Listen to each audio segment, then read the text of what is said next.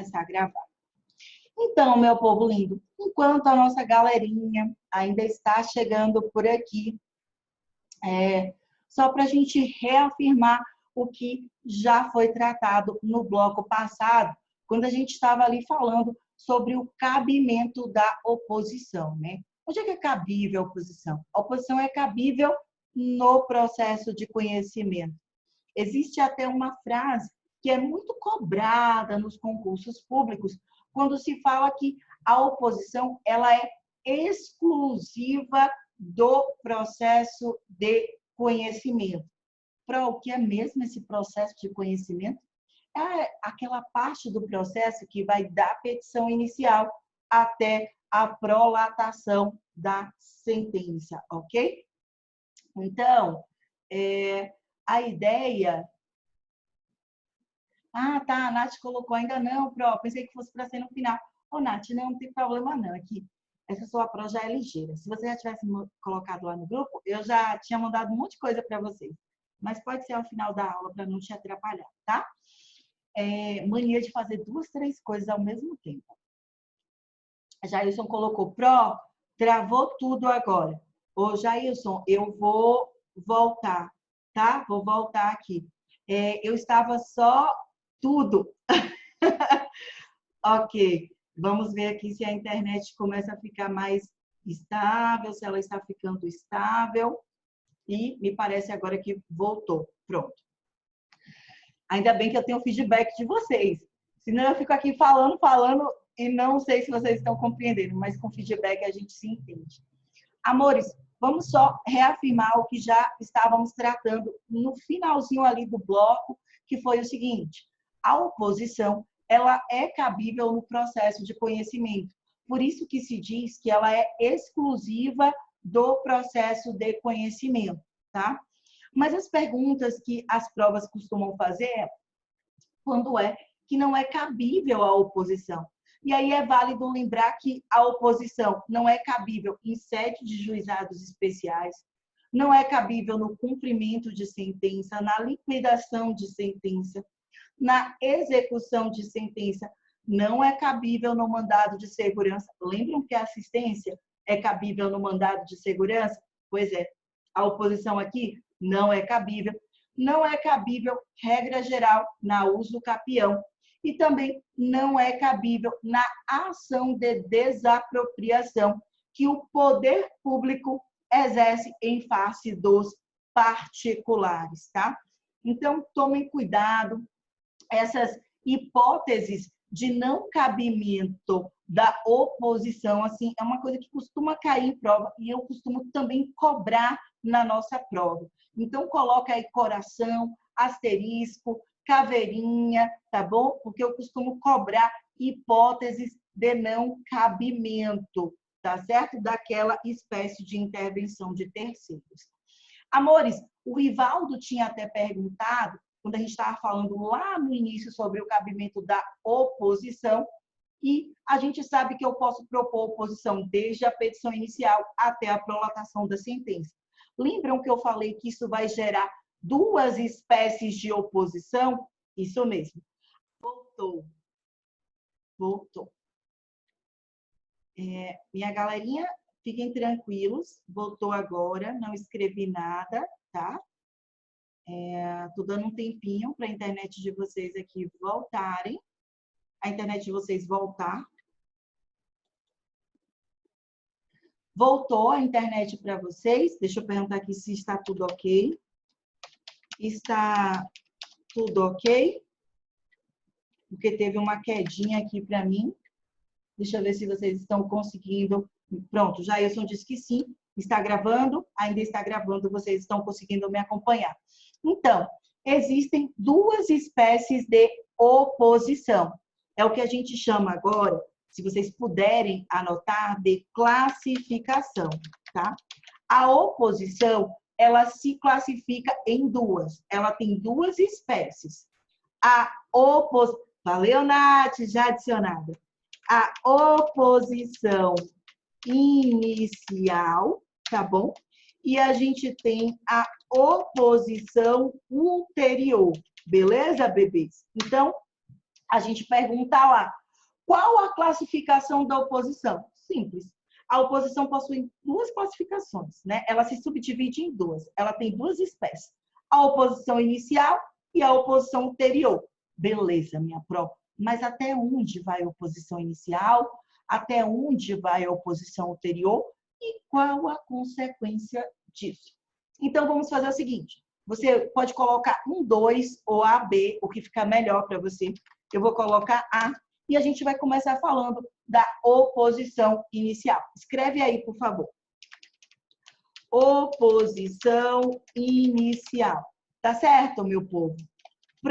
A oposição inicial, ela pode ser proposta de onde até onde? Bom, ela é inicial, você já deve ter uma ideia. Então, a oposição inicial, ela pode ser proposta desde a propositura da petição inicial, que a gente já sabe, é quando começa o processo.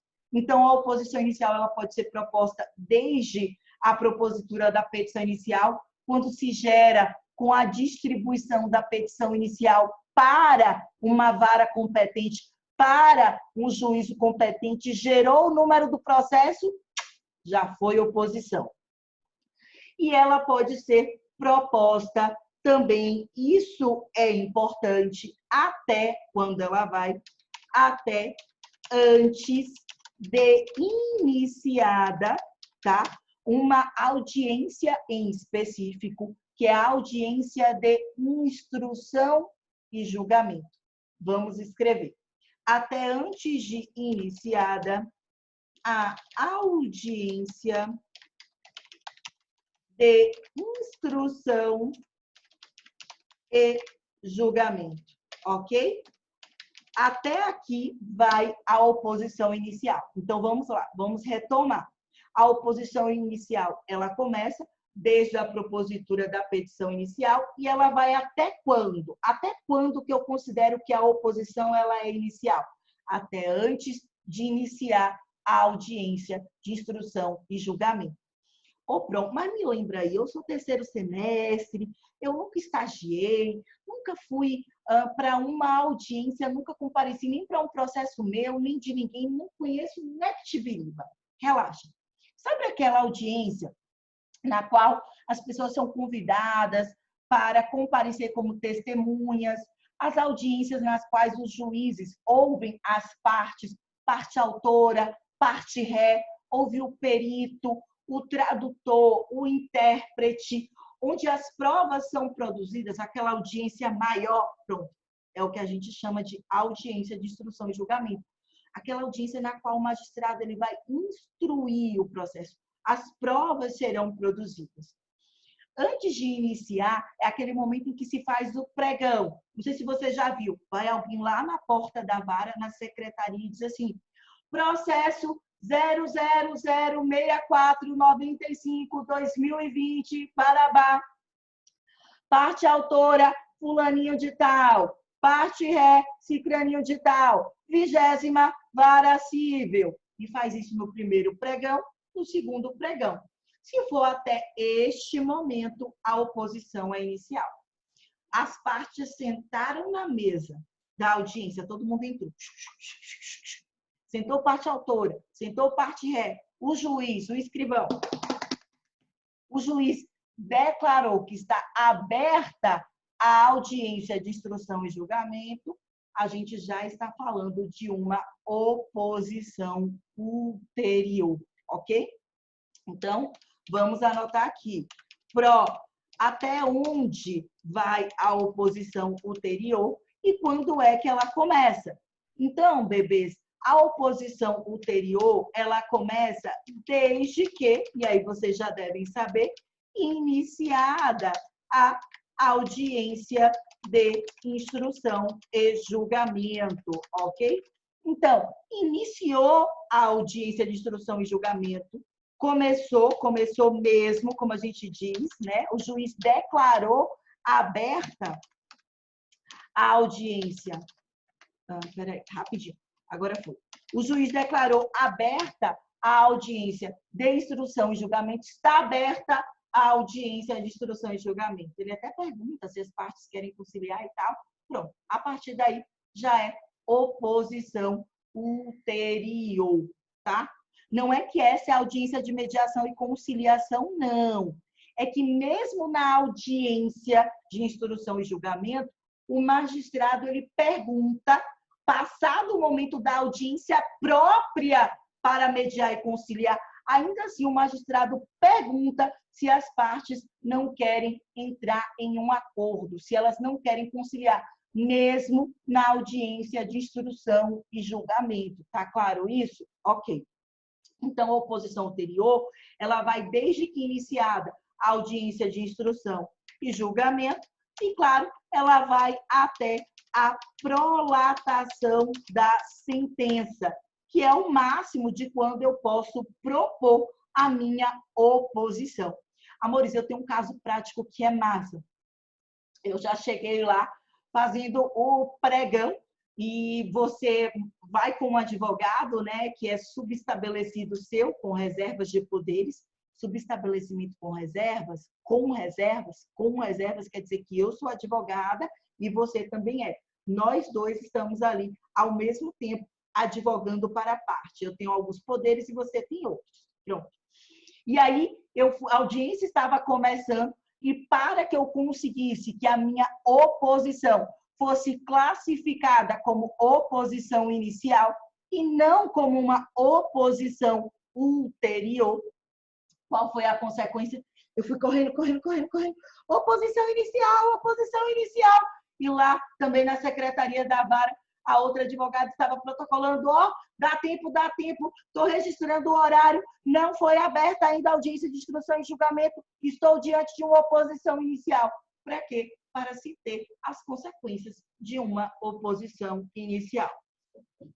Mas, quais são as consequências de uma oposição inicial e quais são as consequências de uma oposição ulterior? Amores, a oposição inicial, então, ela vai trazer como consequência, vou colocar aqui letra A, que você já sabe que é da oposição inicial, ela vai trazer como consequência um julgamento simultâneo, ok?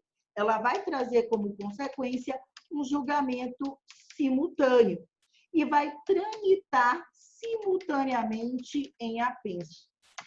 Ela vai tramitar simultaneamente em apenso. Isso quer dizer que o magistrado, isso para a oposição inicial, tá? O magistrado, ele não tem a obrigatoriedade de suspender tudo o que está ocorrendo no processo. Então, quando ele recepciona a oposição inicial, a gente vai ter essa tramitação simultânea. Ele recebeu, então, a oposição. Olha, neste momento, ele vai ter que abrir prazo para que as partes elas possam se manifestar sobre a oposição, para que se conceda um prazo para que esse oponente possa produzir provas. Mas a ideia é que essa oposição, ela traz um julgamento simultâneo. O que é o julgamento simultâneo? A oposição vai acompanhar para e passo o processo principal. Onde um vai, o outro vai. Onde um vai, o outro vai. Eles vão tramitar simultaneamente em apenso.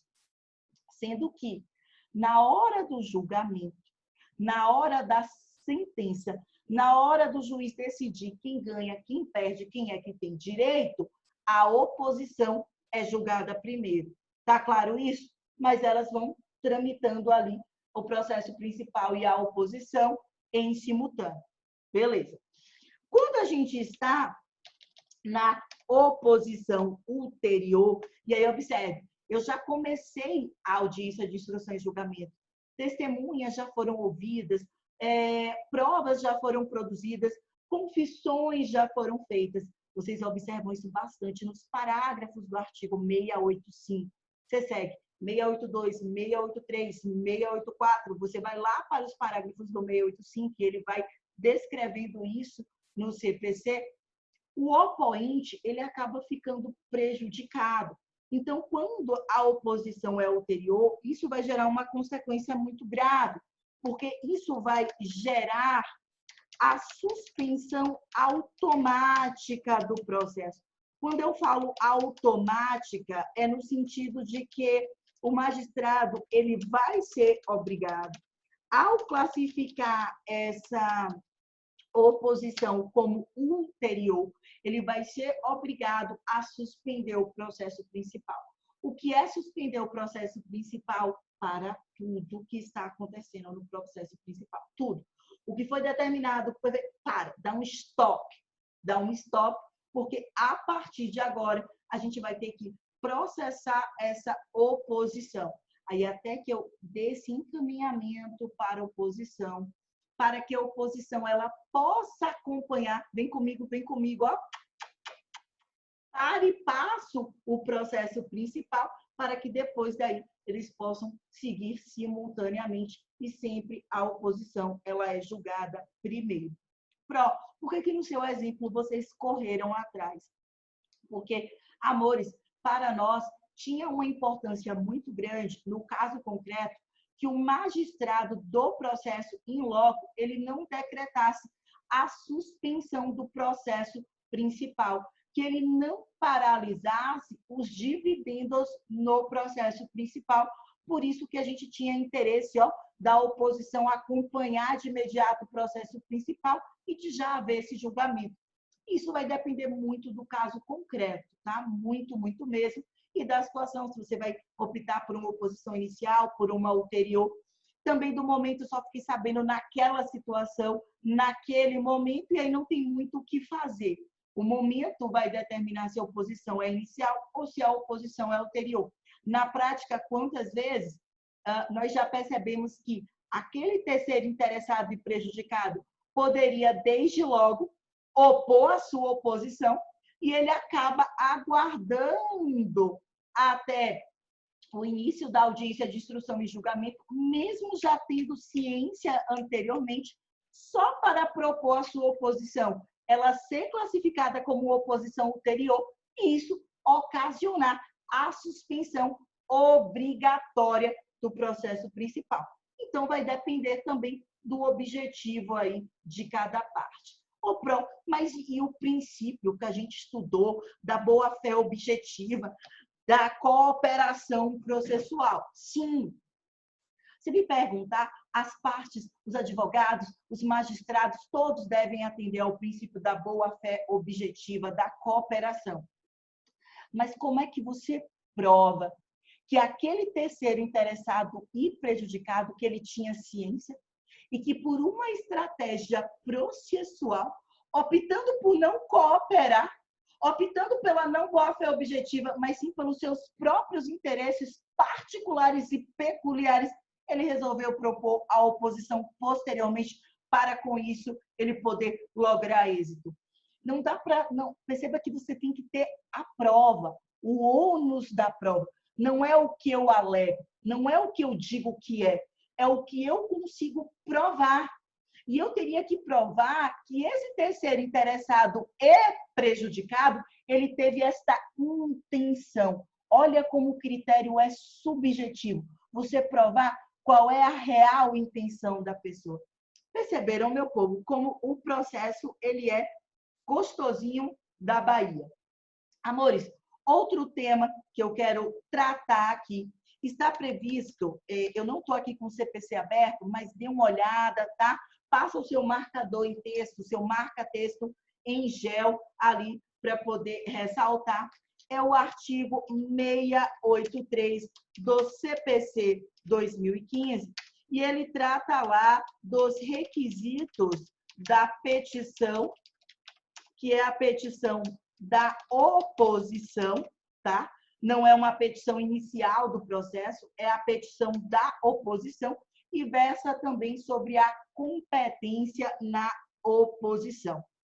Perceba que no próprio 683, ele diz assim, compete ao juiz da causa principal, compete ao juiz do processo originário julgar o processo de oposição. Isso é claro, isso é lógico. Como vão tramitar em apenso, o magistrado que tem a competência para julgar o processo principal entre autor e réu também terá a competência para julgar a oposição. Vale a pena anotar, vale provar. Você pode colocar aí, por favor, que compete ao juiz da causa principal, tá? Julgar a oposição, tá certo?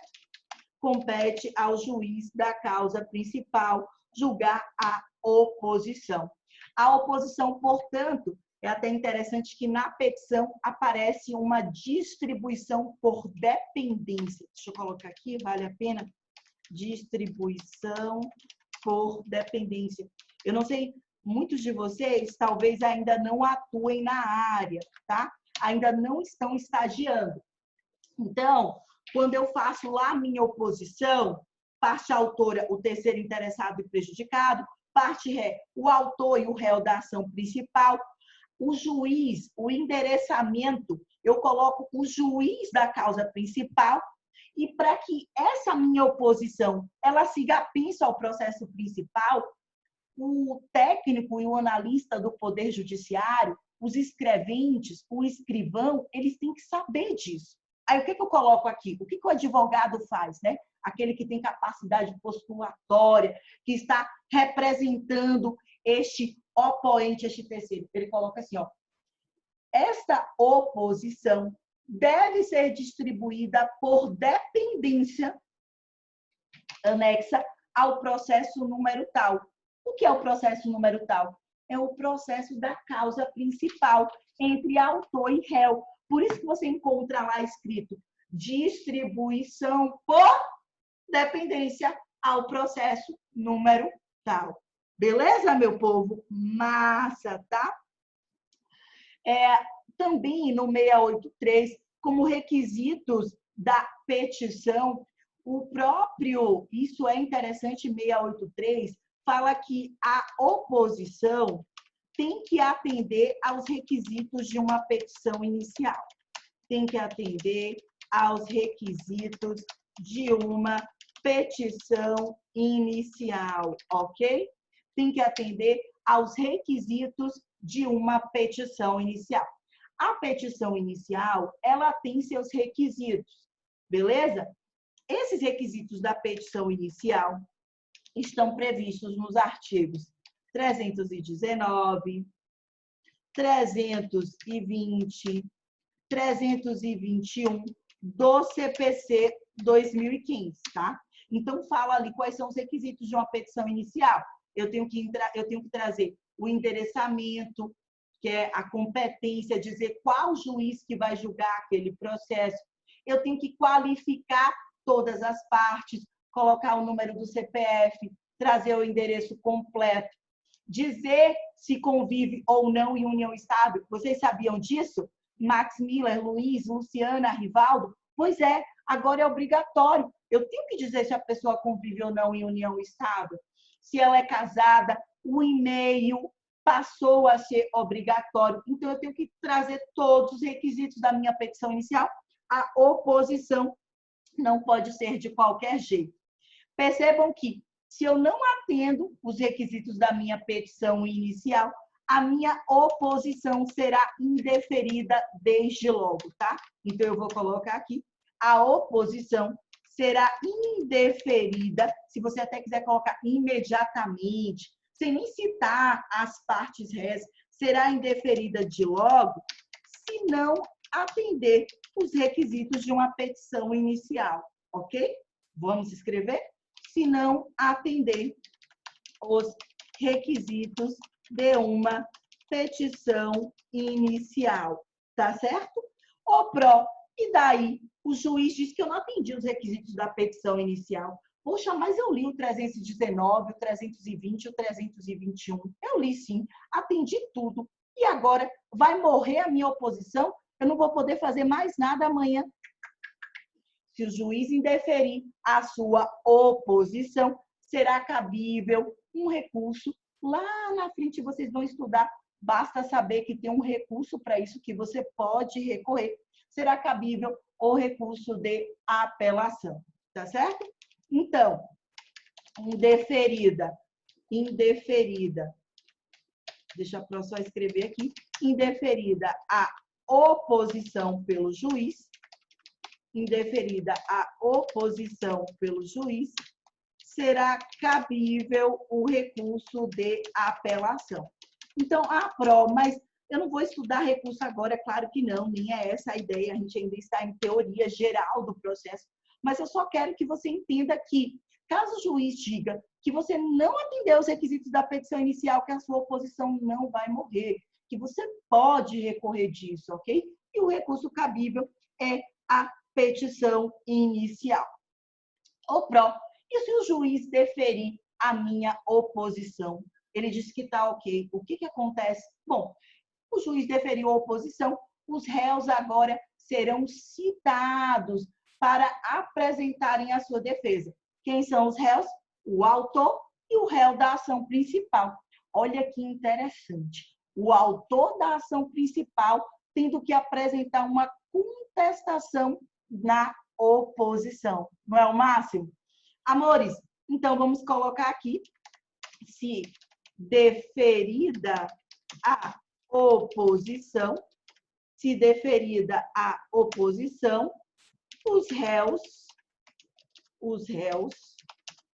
serão citados para apresentar contestação, que é a defesa, tá? Contestação no prazo. Lembra qual é o prazo para contestar? É o prazo de 15 dias úteis, tá certo? No prazo de 15 dias úteis. Então, o juiz indeferiu a minha oposição, cabe recurso, o recurso de apelação. O juiz deferiu, ok. Juiz deferiu, oposição está tramitando, mas calma lá. E o exercício do contraditório, da ampla defesa, do devido processo legal? Deferida a oposição, o juiz determina, então, a intimação dos réus. Ó parte autora, ó parte ré, vocês que viraram réus opostos agora, têm a oposição. Estou dando ciência para vocês. Vocês vão poder apresentar defesa, uma contestação. Lembram disso? 334 do CPC, o artigo. Vocês vão poder apresentar contestação no prazo de 15 dias úteis. Uma prova para a magistratura no Rio Grande do Sul já perguntou se existe algum procedimento dentro de um processo no qual a parte autora é obrigada a apresentar contestação. Existe. Olha aqui um exemplo. Se eu tenho um processo, alguém opõe a oposição ela é deferida, ela é aceita, a parte autora, então, ela é obrigada, para se manifestar na oposição, no prazo de 15 dias úteis, a apresentar contestação. Um autor apresentando contestação na oposição. Essa aqui é a mágica do processo civil. E claro que não só isso, como tendo apresentado uma contestação, as partes rés também poderão reconvir, né? Além da contestação, é válido colocar isso, tá? A contestação é a defesa. Além da contestação, é possível para, anotem isso, por favor, coloquem como uma OBS, é possível para os réus da oposição apresentarem, tá certo? Reconvenção. Que zorra é reconvenção. Amores, a reconvenção, vocês vão lá para o artigo, isso para quem está com tempo, poder dar uma pesquisada, você vai para o 334, 335, 336, salvo engano, você chega até o 343, vê se a prova está certa, até o 343 do CPC, artigo 343 do CPC, que fala sobre a reconvenção. A ideia da reconvenção é quando o réu faz com que o processo se volte para a parte autora. Na reconvenção, o que eu faço? Eu me defendo, eu digo, ô juiz, não aconteceu assim não, aconteceu dessa forma. Isso que o autor está alegando assim, na verdade é assado. Então, a ideia da contestação é apresentar a defesa. A ideia, o objetivo da reconvenção é fazer um pedido em face da parte autora. Então, na reconvenção, o réu faz pedido em face da parte autora. Mas espera aí, Pro. Normalmente não é o autor que faz pedido em face do réu? Pois é, a reconvenção é um instrumento pelo qual o réu faz com que o processo se volte contra a parte autora. A ideia da reconvenção eu acho massa. Peraí, pode parar. Não sou eu que te devo. É você quem me deve, parte autora. Vou repetir, hein? A reconvenção, ela é proposta pelo réu, tá? Ela é proposta pelo réu. A contestação também é proposta pelo réu. Mas na contestação, o réu só se defende, diz assim, ô juiz, eu não fiz isso não. Como é que a parte autora disse que eu fiz isso? Pelo amor de Deus, eu não estava nem lá, eu não fiz isso, eu não fui o responsável, eu estou me defendendo. Na reconvenção, o réu vai além. O réu vai além. O réu diz, além de que eu não fiz isso, deixa eu te contar, eu vou aproveitar esse processo que você propôs contra a minha pessoa, em face da minha pessoa, e vou aproveitar aqui para te cobrar o que você me deve. Passa para cá os 300 que você me deve. Já estou reconvindo. Estou fazendo o pedido em face da parte autora. É interessante, a reconvenção é muito utilizada no processo civil, muito utilizada no processo trabalhista. Eu adoro advogar para o empregado, mas quantas vezes eu já vi o empregador, além de se defender, dizer, olha, o empregado está utilizando de má fé, eu fiz sim o pagamento, olha aqui a comprovação dos pagamentos, ainda aproveitar e colocar o empregado para pagar o que deve para o empresário, o empregado pagar o que deve para o empregador. Olha, e tem mais. Eu vou aproveitar aqui essa reclamação trabalhista e vou cobrar de você, empregado, aquele prejuízo lá que você me deu, quebrando aquela vidraça, que você agiu com má fé, que você jogou a pedra e que você não me pagou. Então, a ideia da reconvenção é utilizar o processo da parte autora para fazer com que o processo se volte contra a própria parte autora. Beleza? Isso está no artigo 343 do CPC 2015. Anotem sempre, tá? Que a oposição, ela deve ser julgada primeiro, nós já vimos isso, né? Ela sempre é julgada primeiro, antes do processo principal. E o que acontece? Qual a consequência, né? Depois que se julga a oposição. Vamos lá. A gente vai tratar agora do artigo 684 do CPC, que é o que fala da sentença na oposição. Anota aí para mim, por favor. Artigo 684 do CPC, que é o que fala da sentença na oposição. Sentença na oposição. Perceba aqui, como é que pode ser a sentença na oposição? Amores, a sentença na oposição, primeiro, ela pode, como é que eu poderia dizer? Ela pode reconhecer a procedência do pedido pelo autor oposto, tá? Ela pode reconhecer a procedência do pedido pelo réu oposto. Ou ela pode reconhecer a procedência do pedido do autor oponente. Então, observa, presta atenção. Quando julga a oposição, se na sentença da oposição, o juiz decide em favor do oponente, vou colocar aqui, ó, se o juiz decide em favor do oponente, ou seja, o que ele está dizendo é o autor da oposição, o terceiro interessado e prejudicado, é quem tem interesse. A gente fala que acabou acontecendo o julgamento antecipado do processo principal. Porque se o autor oponente, que é o terceiro interessado e prejudicado, ganha, é quem tem direito, logo, os opostos réus, autor e réu da ação principal, não terão direito. Então, Se o juiz decide em favor do opoente na oposição, que é o terceiro interessado e prejudicado, qual a consequência, né? Isso implica em julgamento antecipado da oposição, tá? Isso vai implicar em um julgamento antecipado da oposição. Uma outra forma é do magistrado dizer assim, olha, nesse momento eu estou entendendo que o opoente não tem direito, tá? Então, a segunda forma de o juiz decidir é se o juiz diz que a oposição, o opoente, vou colocar assim, diz que o opoente não tem direito.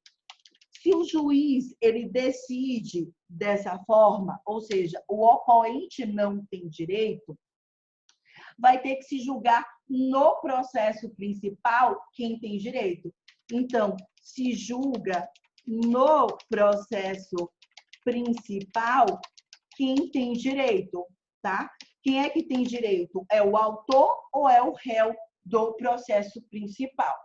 Por vezes, acontece de quando o autor e o réu do processo principal, que na verdade são os opostos réus, quando eles vão apresentar a defesa, eles acabam reconhecendo. Gente, voltamos. Deu uma quedinha aqui, estou aguardando aqui um pouquinho para ver se volta. Tomara que a gente tenha tempo, só estava faltando ali 2 minutinhos.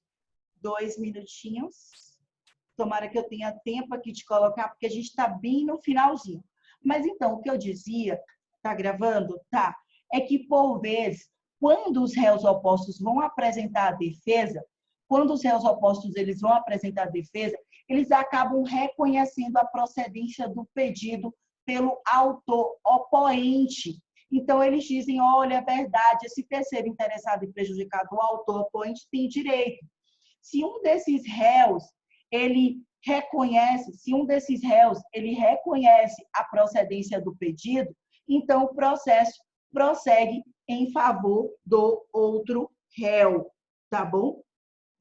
Se isso é interessante, porque se também o próprio autor oposto, ele já reconhece que ele não tem direito, acaba ocorrendo uma renúncia à própria pretensão originária da demanda, porque foi o autor lá quem começou o processo principal. Então, se ele acaba reconhecendo o pedido do autor opoente, a demanda daquele processo principal, ele acaba morrendo aí, né? Ele acaba ocorrendo uma renúncia a essa pretensão principal. Beleza, meu povo? Fiquem tranquilos que, se não deu para pegar este finalzinho aqui, a gente está gravando